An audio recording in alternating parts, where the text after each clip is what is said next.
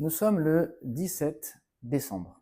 Et le 17 décembre 2002, décédait le professeur Mohamed Hamidullah, un homme qui a marqué l'histoire de l'humanité, qui a marqué l'histoire du monde musulman et qui a marqué en particulier l'histoire de France, puisqu'il a vécu ici pendant une vingtaine d'années. Cet homme a eu une vie extraordinaire et il est encore jusqu'à aujourd'hui un exemple pour nous et une source d'inspiration, mais également une source d'enseignement extrêmement vive, puisqu'il a laissé plus de 2000 articles et plus d'une quarantaine de livres. Alors le professeur Hamidullah est né en 1908 à Hyderabad.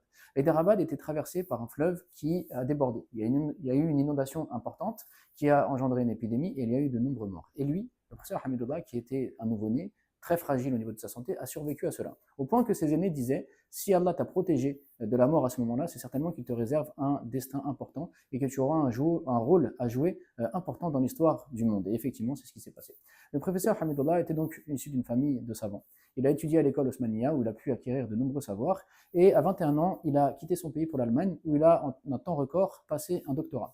Il s'est ensuite dirigé vers la France et également dans le temps record, il a validé un doctorat. Il est parti ensuite en Angleterre pour faire un doctorat, mais le temps ne lui a pas permis parce que les conditions pour un étranger de passer un doctorat étaient trop compliquées. Ainsi donc, il s'est dirigé vers le British Museum où il a récupéré un certain nombre de manuscrits que l'on pensait perdus afin de les rééditer à son retour à Hyderabad. Mais surtout, il en a profité pour partir à Médine où il a validé son ijaza de mémorisation du Coran et c'est d'ailleurs le diplôme dont il était le plus fier.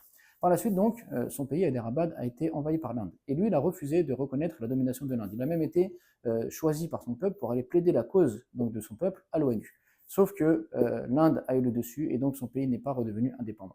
Alors il a, plutôt que d'accepter la domination de l'Inde, il a préféré quitter son pays et devenir apatride. Et c'est là qu'il s'est installé en France. Arrivé en France, eh bien, ses grandes connaissances, sa maîtrise donc du patrimoine islamique a fait qu'il a rapidement intégré les cercles des plus grands orientalistes. Et donc il était tantôt au Collège de France, tantôt à la Sorbonne, tantôt avec Henri Laoust, avec le Massignon. Bref, il a contribué à éclairer tous ces chercheurs sur des parties entières qu'ils ignoraient complètement du savoir islamique. Et c'est ainsi donc qu'il a pu faire rayonner l'islam dans les universités. Mais il était également un homme de terrain. Et donc il a participé à de nombreuses rencontres avec les musulmans, que ce soit dans les foyers, que ce soit dans les mosquées, afin de pouvoir diffuser ce qu'il connaissait. Il allait également à la rencontre des religieux des autres religions, comme les rencontres qui nous sont rapportées avec les nonnes dans les couvents, mais également avec le père du chemin, etc. Donc on voit vraiment que c'était une personne qui était investie sur tous les fronts. Il a contribué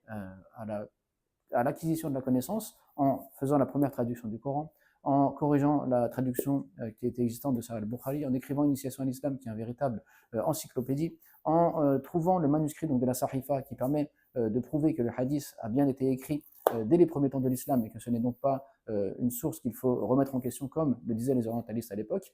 Bref, c'était un homme extraordinaire qui donnait tout son temps pour la connaissance, qui donnait tout son temps pour les musulmans, qui, dans ses temps libres, participait au maraudes, enseignait l'alphabet aux gens qui étaient analphabètes, qui partait à travers le monde pour enseigner. Donc, en témoigne son enseignement dans les universités de Turquie, ses voyages à La Réunion et ailleurs. Bref, c'était vraiment un homme extraordinaire qui habitait dans une petite chambre où il avait juste un matelas et de nombreux livres et qui avait sa porte ouverte à tous, qui répondait aux questions et aux demandes de tout le monde.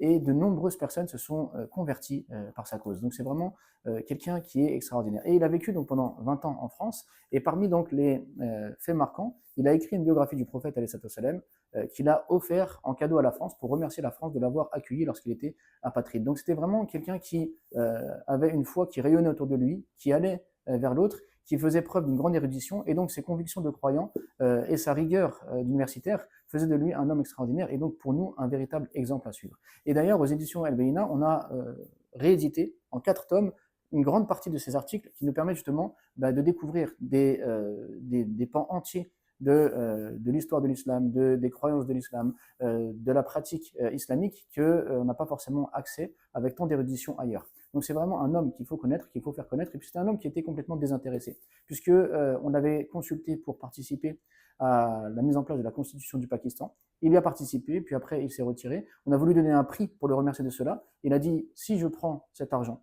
qu'est-ce qui me restera comme part dans le dollar? Et donc il a préféré donner cet argent en don. Le roi Fahd également lui avait remis un prix avec une grosse somme d'argent qu'il a refusé et qu'il a préféré donner en don.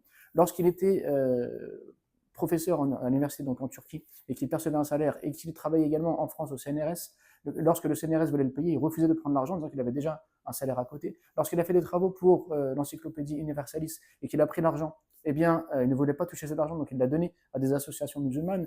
Bref, on voit que c'était un homme qui était un homme de contemplation, donc d'adoration, un homme d'action, un homme qui a tout donné pour la science et qui n'a rien voulu prendre de ce monde, mais au contraire qui a tout donné aux autres. Donc c'est vraiment un homme qu'il faut connaître, qu'il faut se rappeler afin donc de faire perpétuer son héritage, de faire perpétuer son nom, et surtout, il faut lire ses œuvres, il faut faire connaître ses œuvres, il faut participer à la diffusion de sa pensée, parce que c'est une figure parmi les figures les plus marquantes de notre époque, et qui est malheureusement trop peu connue, et qui doit vraiment être pour nous une référence à tous les niveaux, tant dans la rencontre avec l'autre, que dans l'érudition, que dans l'apprentissage, que dans l'enseignement, que dans le don de soi, et la volonté donc de sacrifice pour ce en quoi on croit, à savoir sa religion.